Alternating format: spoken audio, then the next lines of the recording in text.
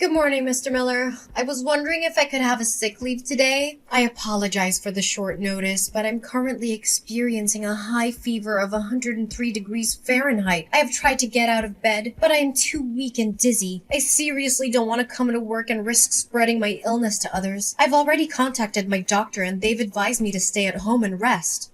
Hazel, I'm concerned that you're not taking the upcoming meeting with our key business partners seriously. This is a critical meeting, and your absence would be a major setback. Yes, I'm very well aware of that, Mr. Miller, but my body just simply refuses to do as I want. No, but you and Mr. Jones from our parent company, Evergreen Corp, will be discussing a new project that involves building $1 million hospital for the elderly. This project will be a significant contribution to our company's reputation on the market, and I believe your presence is essential to its success. Therefore, I will not allow you to be absent from your work today. Mr. Miller, I understand that you are concerned about my upcoming meeting with Mr. Jones, but I am afraid that I'm not physically able to attend. I am completely exhausted and I cannot even lift my fingers. I'm worried that if I force myself to go to work, I will only make myself worse and I will not be able to contribute to the meeting effectively. On that account, I truly need a sick leave for today so I can rest and recover.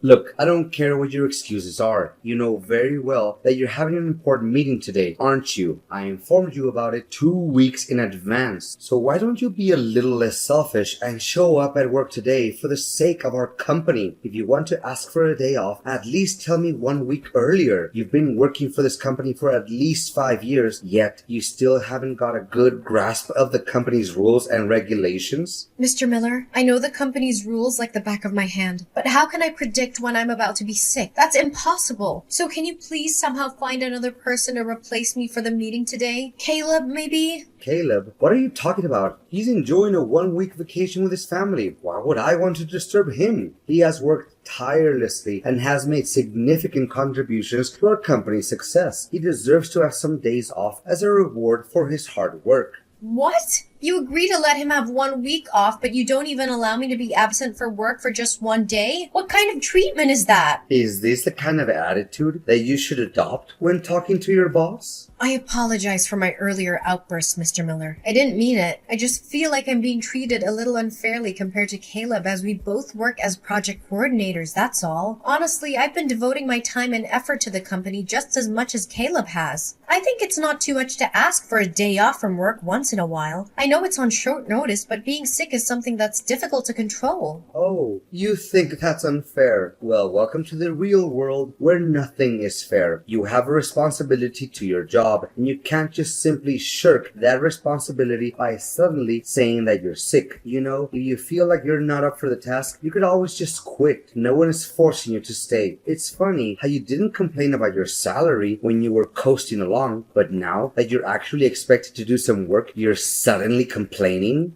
Mr. Miller, you're misunderstanding my point. I love this job and it also provides me with good wages. I'm not trying to complain or say that I'm not up to the job's expectations. I'm just simply asking for a day off because I'm literally not good enough to work today. Fine. You want a sick leave for today? You can have it. But remember to submit your request for sick leave tomorrow when you come to the office along with your resignation letter. If you don't, I'll compose a termination letter and send it to you personally. Mr. Miller, are you threatening to give me the sack just because I'm requesting a day off? I'm curious as to why you're treating me in this manner. I'm certain you're aware that your actions are in violation of employment law. Well, I'm not threatening anyone. As your employer, I can say that you don't have any respect for your superior and you don't fulfill the requirements of this job. If we fail to enter into a contract with Evergreen Corp today because of your recklessness, it would make more than enough reason for you to be dismissed. The choice is all yours. I'm not forcing you to do anything. Please, Mr. Miller, there must be another way to carry out the meeting without me having to show up. Can you please take the call, Mr. Miller?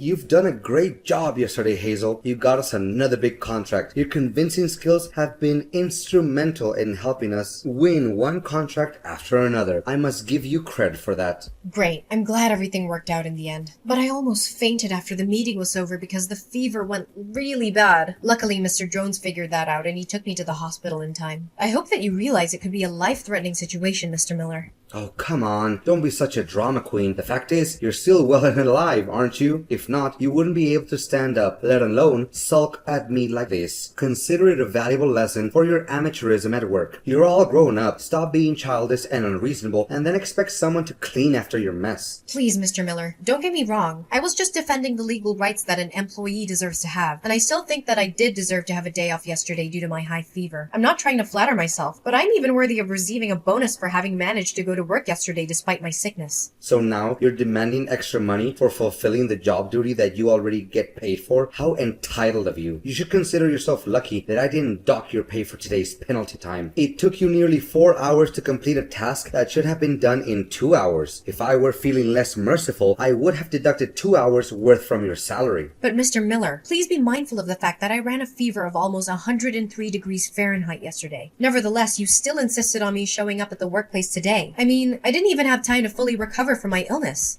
Oh, please, you're being overdramatic again. Yesterday, you were rushed to the hospital right after the meeting, which means that you had practically the entire daytime yesterday to regain your strength from your meager episode of vapors. What more do you want, actually? I'm sorry, Mr. Miller, but I don't even have to be a doctor to tell that a 103-degree Fahrenheit fever is a high-grade fever. In fact, I was at my physical limit and I was about to collapse. I'm wondering if there's a way to improve the way I'm being treated, Mr. Miller, especially compared to the benefits that Caleb is receiving. Well, if you're feeling like you're being treated unfairly, I suppose you could always leave. We don't need people who are always complaining. On the other hand, if you would like to stay, I expect to see your face at work tomorrow. But, Mr. Miller... Another thing, I need you to also take on Caleb's workload while he is enjoying his vacation. He won't be able to get his work done on time, so it's important that we pick up the slack. However, please don't use this as an excuse to delay your own deadlines. We need to make sure that everything gets done on time. I beg your pardon, Mr. Miller, but there's no way I'm going to accept covering Caleb's responsibilities on his behalf, because I've learned my lesson from last time. I won't let myself be taken advantage of anymore. I'm going to stand up for myself and my boundaries.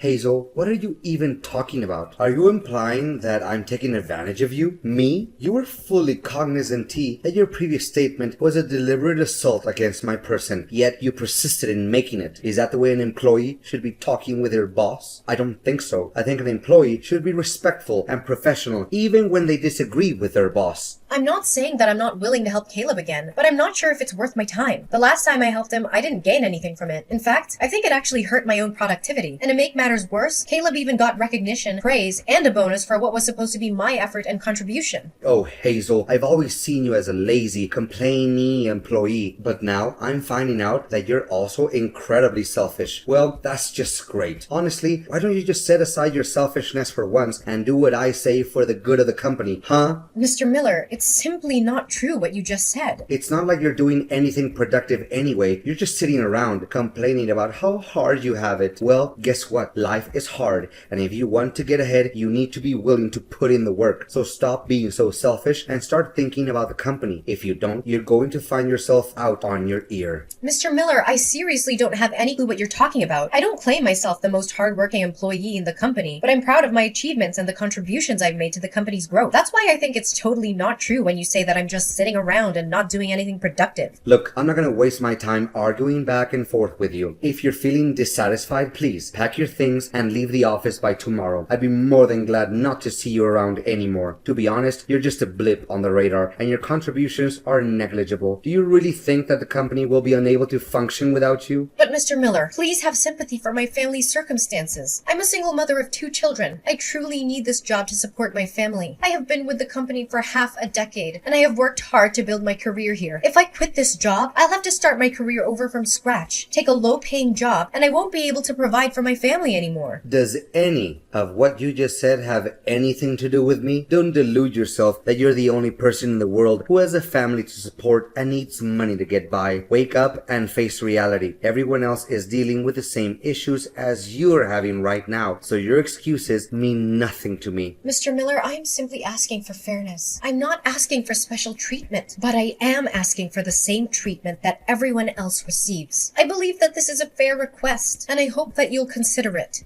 Fine. Whatever you say. I sometimes find myself wondering who is the superior here, you or me?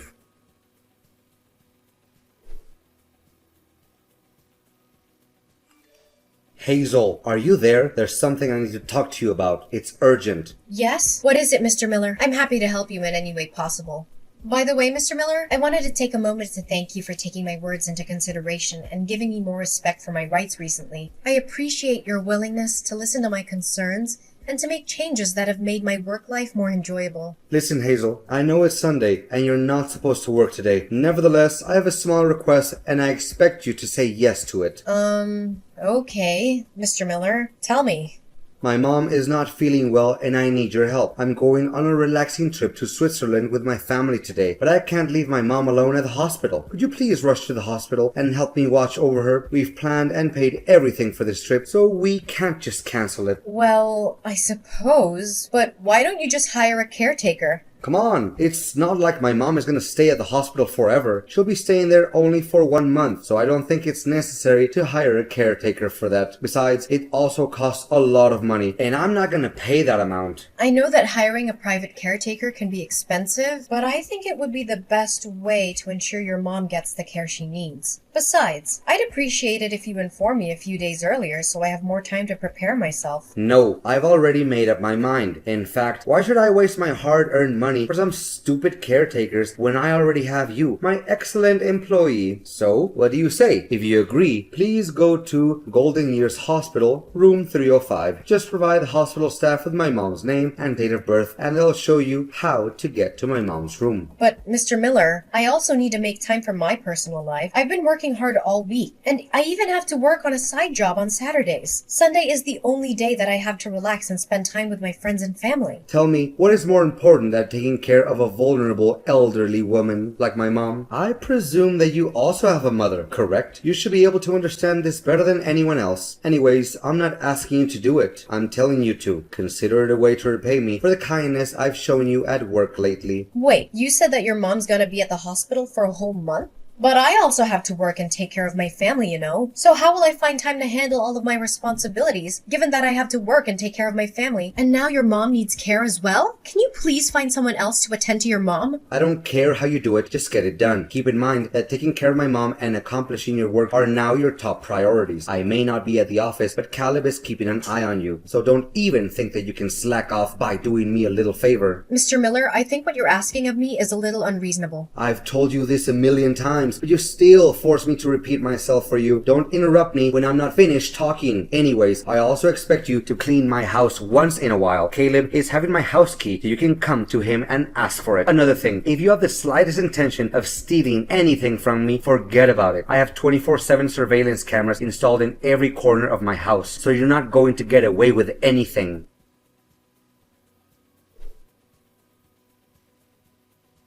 Hazel, you did a really good job at taking care of both my mom and my house while I was gone. My mom was so impressed with your care that she even mistook you for a professional caregiver. Can you believe it? Happy to hear you're pleased with what I did. It's the result of me running back and forth between the hospital and your house every day after work to take care of both your mom and your household chores. Honestly, I didn't have enough time to sleep. I can see that my house has been carefully swept and cleaned as well. The floors and countertops are spotless and the furniture looks polished. Well done. I might even consider hiring you as my family's housekeeper, but only if you're willing to work for free. Just kidding, or am I? Nice joke. Oh, I forgot to ask, how's work? Is everything good? Did you fulfill all of the tasks that I assigned you before I went on my vacation? I figured you did, because I didn't receive any text from Caleb. You bet I did. To think about it, it feels kind of strange, because not once during my entire trip did anyone from the company text or call me about work. Well, I must have been lucky. You know what, Hazel? That was the most satisfying and relaxing vacation I've ever had for a very long time. I'm feeling so refreshed and I can't wait to get back to work tomorrow morning. Well, about that, Mr. Miller, I have something I want to tell you. What is it that's so difficult to tell? Wait, you and other people at the company are gonna throw me a surprise party tomorrow? Like you did last time? Well, I really appreciate you guys' thoughts, but you don't have to do it for me. Seriously, I'm just happy to be back at work and I'd rather just keep things low-key. It's not about that, Mr. Miller. Honestly, I don't know how to put it, but your employment with the company is being terminated, Mr. Miller. What are you saying? You mean that I'm being fired? That's not even possible. I haven't done anything out of line to get myself in trouble. Wait, did you badmouth me to Mr. Jones? That's the only thing I can think of. You're the only one petty enough to do something like that. I knew I couldn't trust people like you. You're all just a bunch of backstabbers. Well, you're half right. I did talk to Mr. Jones about you, but I didn't mean to get you fired. I just told him the truth and nothing but the truth. What truth? You're getting on my nerves. Tell me now. Firstly, don't get me wrong, but I didn't intentionally meet Mr. Jones in person. We accidentally bumped into each other when I was taking care of your mom in the hospital. It turns out that Mr. Jones's mother had fallen ill, so he was spending all his time taking care of her. I must admit, the way he took care of her was truly heartwarming. He was so attentive and loving, and it was clear that he cared deeply for her. I'm sure any mother would be lucky to have a son like him. Hey, can you please cut to the chase? I don't have the time or patience for this nonsense. What did you say about me to Mr. Jones behind my back? Well, as I said, nothing but the truth. I told him that you forced me to go to work when I had a high fever, assigned me all of the work that was meant for your favorite employee, Caleb, and even made me take care of your mother in the hospital. You don't know how shocked Mr. Jones was when he learned that the person I was caring for wasn't my own mother, but it was your mother. How dare you badmouth me like that, you witch? You're gonna pay for what you did to me. To be honest, I didn't want to rat you out, but Mr. Jones insisted on knowing what was going on, and what other things you had done to me. I had no choice but to tell him everything. Mr. Jones was so angry at the way you treated me that he decided you were no longer fit to be the director of our company. So, that's basically the whole story. No, this can't be happening. You do realize that you just ruined my career and my life, Hazel? You have to take responsibility for what you did. Come and talk to Mr. Jones again. Say that it was just a little misunderstanding between the two of us, that you made up all those lies just to take me down. You know what, Mr. Miller? Or should I call you by your first name? Ryan, right? I did feel sorry for you, and I also thought of helping you clear my name. But alternatively, why should I ever do that? I was simply stating the facts, so I have no reason to feel guilty. You, on the other hand, took advantage of my kindness and made me do all kinds of irrelevant tasks for you without even so much as a thank you. You little...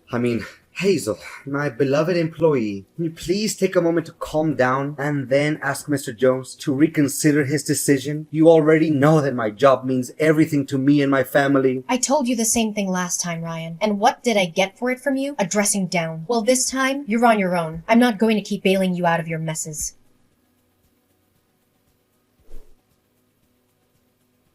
Eventually, Mr. Miller, my toxic boss, was fired. I felt a twinge of sympathy for him, but I was also relieved to be free from his reign of terror. Ryan tried to contact me numerous times after he was fired, but I didn't respond to any of his calls or text messages. After all, I didn't make the decision to fire him. Mr. Jones did. Mr. Jones even promoted me to be the developer for the elderly hospital project after being impressed by my skills in taking care of the elderly and my work ethic. That wasn't the only good news for me. Mr. Jones was also appointed as the new director of the company, replacing my old boss, Ryan. I was thrilled with these developments. I knew that I could contribute to the company's success under Mr. Jones's leadership. I was also grateful to him for believing in me and giving me these opportunities. The world of employment can be a scary place, and dealing with a toxic boss is definitely something I would rather forget. However, it has also taught me valuable lessons, such as knowing my worth, speaking up for myself, fighting for my legal rights, and seeking help from others.